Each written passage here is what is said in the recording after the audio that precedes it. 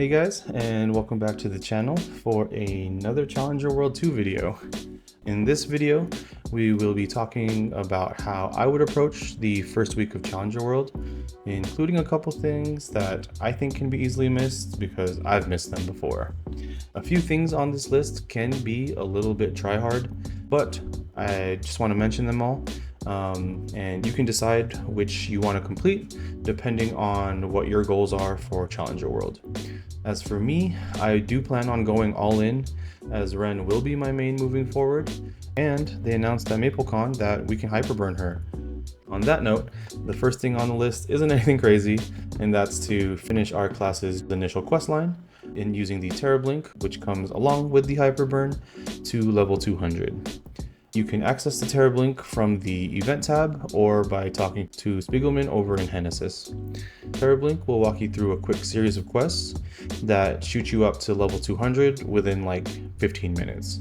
It can vary depending on your class because you do have to leave the event area to complete your job advancements, but on average I would say 15 minutes and boom, you're level 200. The next step is, once we are level 200, would be to start any events that are running so that we can start with any check-ins or any mobbing quests.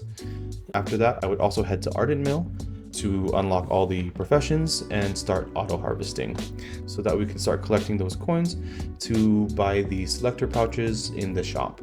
The herb, powder, and essence selectors are all very helpful, but the main pouch that I'll be initially buying out are the herb selector pouches so that we can start stockpiling juniper berry seed oils for our EXP and wealth acquisition potions. The next step is a very simple one. There is a skill called Will of the Alliance that every character has access to, but I sometimes forget to unlock it. I didn't have it on one of my characters for like months, and I only noticed because someone on my stream mentioned it. The skill gives +5 all stat as well as 5 attack and magic attack, which is super minor, but permanent stats for a couple clicks to me is worth it. Most people unlock it without noticing, but if you don't have it, the quests to unlock it all have a bunch of different names depending on which class you're playing, but basically just look for any quest that starts with Alliance. If you still can't find it, here's a list of all the quest names depending on which class you're playing.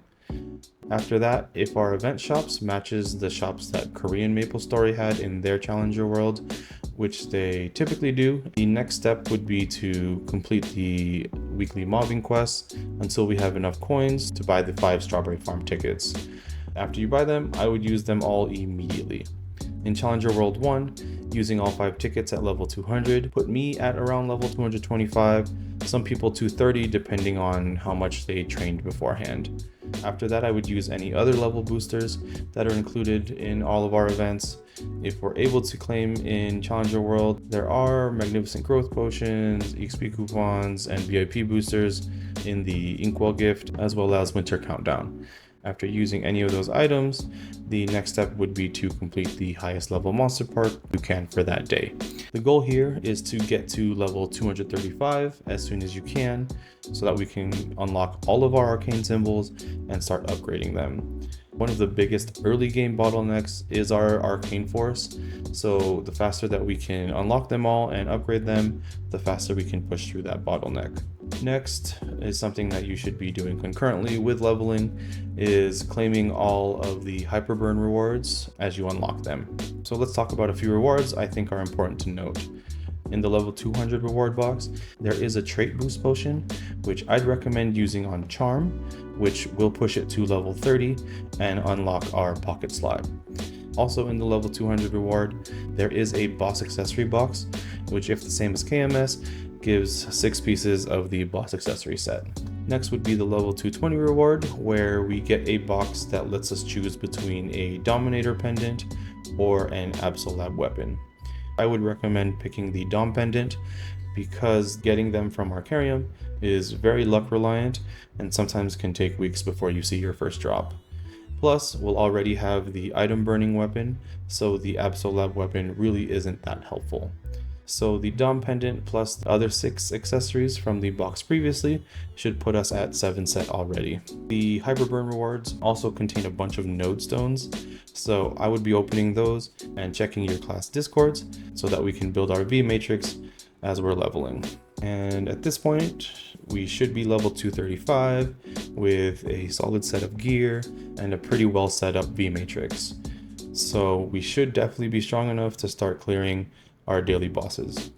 I would recommend doing all of the daily bosses for both the reward points and the boss crystals so that we can start collecting Meso a little faster. Also, while we're doing our daily bosses, I would be trying to max out our boss accessory set bonus.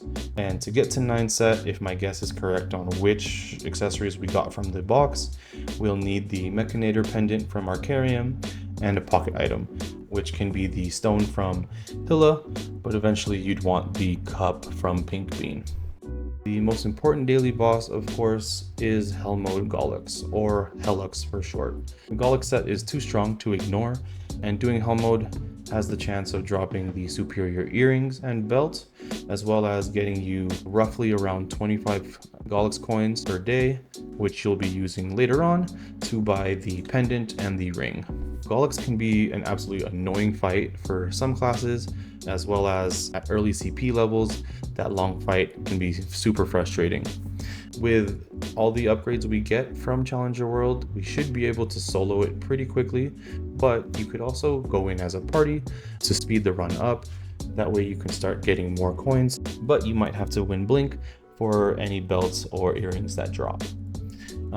I do recommend doing Hellux rather than hard mode as soon as you can, because hard mode only gives about 10 coins per day and only drops the reinforced earrings and belt, which are nice, but not what we're looking for. So our next step is trying to get some gains quickly, which will come from upgrading our item burning equipment. Right here's the item burning UI, and I put a general ballpark of combat power that I'd be looking for to start attempting these missions. Of course, combat power does not include everything, and these recommendations might be high or low depending on your class, your node setup, and how comfortable you are with long boss fights. But honestly, I think the best gauge isn't combat power, it's just to go and run into the boss, do a burst or two, and see if it feels clearable to you. You can do it visually by just looking how far you get the health bar down, or you can run a battle analysis, see how much damage you do, and then use this table that I found, shout out to whoever made it, with all of the boss HPs and even the 5% threshold to qualify for drops while you're in parties. The burning bosses are part of our weekly bosses, so let's move on to the rest of our weekly bosses.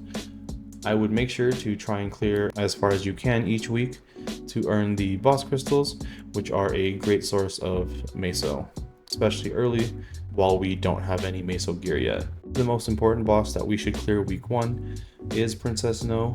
That way we can start collecting the fragments that she drops so that we can eventually make our Princess No secondary. The Princess No secondary is best in slot for most classes, but if you're a class that uses a shield or Katara, I would check your Discord to figure out how to get that secondary. Princess No does have a prequest, and it's this one right here. It is a bit long, but I think it's worth it as our secondary is such an important piece of equipment. If you've done the prequest anywhere else on your account, you should see this quest right underneath, which allows you to skip the whole quest line. And after your weekly bosses, that concludes the base progression I would recommend for the first week in Challenger World. But since I do plan on making Ren my main, we're going to add a few more goals here for my tryhard players. Of course, again, none of these goals are necessary, so don't feel the need to do these right away, or if at all, if you don't think they're worth your time. So the next goal we'll be talking about is Commerci. I do think our player base is very divided when it comes to Commerci, but I do think it's worth it on characters that are going to be your main, and maybe even some of your Legion champs. The items that you get from Commerci technically can be skipped, but leads to some reliance on RNG for pitch drops. The main accessory that I'd be focusing on is the Sweetwater monocle, because the next jump afterwards is the magic eye patch, which is a pitch drop, which some people don't see for years. Of course, this can all go out the window, depending on the details of our pitched fragment system that was announced during MapleCon. But since we don't have any details on that system yet, I do think Commerci is something that needed to be mentioned in this video.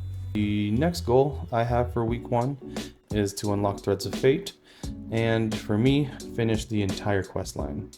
Most people stop the questline after unlocking 2 characters, as that's all you really need for the herb pouches, but I think there are 3 reasons that finishing the entire questline is worth it. The first reason is to unlock the Tengu buff, which you can use after reaching 70 closeness with him and pressing the summon button in the UI. The buff gives you and everyone in your map 20 attack or magic attack for a whole hour. And while you can really only use it once a day, in Challenger World where we are trying to clear bosses as fast as possible, I think any buff is helpful. The second reason is because I want the Wings of Fate. The reason I want the Wings of Fate is because of the extra line that they can get, which can give an extra 5% drop rate or Meso rate, which I think are helpful until we're able to max out our lines with our accessories. I did make a video explaining that extra potential line. I'll link it down below if you want more details. And the third reason is because the more characters I unlock, the more I can click ask and have a chance of getting chop wood or gather herbs on a first roll. The next step is also another long quest line, but I will be tackling Afterlands to unlock those totems. Because Challenger World is time limited and all the guilds are starting from 0, I don't think we'll have enough time to unlock guild totems, and you garden totems are temporary and just too drop reliant for me to want to go farm them. We got better things to do with our time anyway. So yeah, I'll be settling on the Afterlands totems. There are multiple guides available on Afterlands. I'll link the one that I use down below as well, since it has both a video guide and a text guide in their description. Alright, now that the long quests are done, the next goal I have for week 1 is to unlock the only quote-unquote link skill in Challenger World, and that's Empress's Blessing, which gives us 30 attack or magic attack for leveling a Cygnus Knight or a Mihail to level 150. To do this, I will be using one of our Teraburns to push a Cygnus Knight up, which I can also use as a boss mule for extra income later on. You can use Mihail instead of a Cygnus Knight, but Mihail's beginning questline just takes too long, so I'm sticking with one of the Cygnus Knights. One note on the Empress's Blessing skill is it does get stuck at level 24, even if you have a level 150 Cygnus Knight, if you don't unlock the Noble Mind skill on whichever Cygnus character you make. To max out your Empress's Blessing and your Noble Mind skill, you do have to go on your Cygnus Knight and look for this quest line. For Cygnus Knights, it's these 6 quests, and for Mihail, it's these 4 quests. Once you finish those, your Noble Mind skill will be maxed, and your Empress's Blessing will be level 30 on your other characters.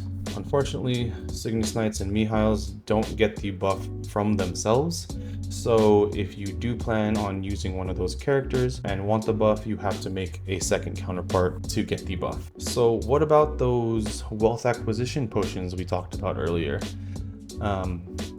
Don't we need recipes for those? Yes we do. And while later on we tend to have a huge abundance of these recipes, in Challenger World, getting our first few takes a while. The best place to farm them is in Ninja Castle. So Ninja Castle, I think it's considered a party quest that you can do 3 times a day, and the frog boss at the end can drop the wealth acquisition and experience acquisition potion recipes. I wouldn't go into this quest blind, as if you go into the wrong rooms, it puts you into like trap rooms. So this is the guide that I use. I'll also throw the link down below to make this as easy as possible. Here's a quick run through of me doing the quest line. Basically, you go into the room, there's a prompt that appears in the middle of your screen. You match that prompt to one of the items on our spreadsheet, and you go up to that item and press up like it's a portal. That moves you to the next room, and you keep doing that until you get to the 3 door section. And the 3 doors either send you up a level, keep you at the same level, or push you down a level. So as you see here, I kind of keep tab of which doors send me up by typing the sequence into my all chat. And once you get to the top, you get to the frog boss and pray that he drops either the WAP or EAP recipe. Man, that's a lot for week 1 already, isn't it? Nope, not done yet. At this point, I will be trying to be pushing 260 as quick as I can because I plan on farming a lot in this world and I want to unlock Janus immediately. Also at 260, we unlock the Cernium symbol and also gain access to the first epic dungeon, High Mountain, which gives us a lot of EXP, Soul Erda, and Soul Erda fragments. That's a basic goal for everyone, but I'm going to try and do it in week 1. And while we're leveling, we will also be doing our next goal, which is gathering our familiars. The first step is to start unlocking our familiar slots, of course. I don't plan on unlocking the 3rd familiar slot just yet, as I plan on doing that slowly as we progress through Arcane River and the Grandis areas. But the 2nd slot is easy to unlock as we only need 1 badge, and I'm just going to unlock the Edelstein badge real quick because it only requires 3 familiars. Once we have our 2nd slot unlocked, there are 2 paths here, depending on if you saved your mystical familiar cards from Inkwell. The first path is to push a familiar up to unique as quick as I can. That way I can use the mystical familiar cards to try and roll for boss damage or a large drop. I think unlocking those lines early can have a huge snowball effect on our progression moving forward. The second path is to open rare fams until we get three bossing fams, which are IED and boss damage from one of the unique fams, a healing set of familiars, which are 3 HP familiars, and a 50% drop line if I didn't get a large drop earlier, just like these. And finally, the last goal I have for week 1 is not something I plan on finishing in the week, but definitely something I want to start, and that will be to start working on my Meso and Drop gear. We should be able to make a good amount of our Meso gear with the event rings we're given, but we'll have to see how lucky we get with the rest of the accessories. And at this point, I think that's everything I can think of in terms of pushing progression as quickly as we can in Challenger World. Here's a quick list of everything we talked about. Again, not something I think everyone needs to be doing, but if your Challenger World character is going to be your main, I do think you should be doing most of these. Yeah, that's a long list. Do I think I'll be able to finish all of this in week 1? Not sure, but that's the plan. And if you want to tag along to see what happens, please consider subscribing, as I will be making a progression series on my Ren, and I'll also be streaming whenever I'm playing here on YouTube and also on Twitch. So come say hi, and if you have any questions, perfect place to come ask. If there are any other goals that you can think of that I might have missed that can help boost progression a little faster, please let me know down in the comments below. But anyways, that's enough for this one. Appreciate you all so much for watching. Good luck over in Challenger World. I'll see y'all there, and y'all have a good one. All right, peace.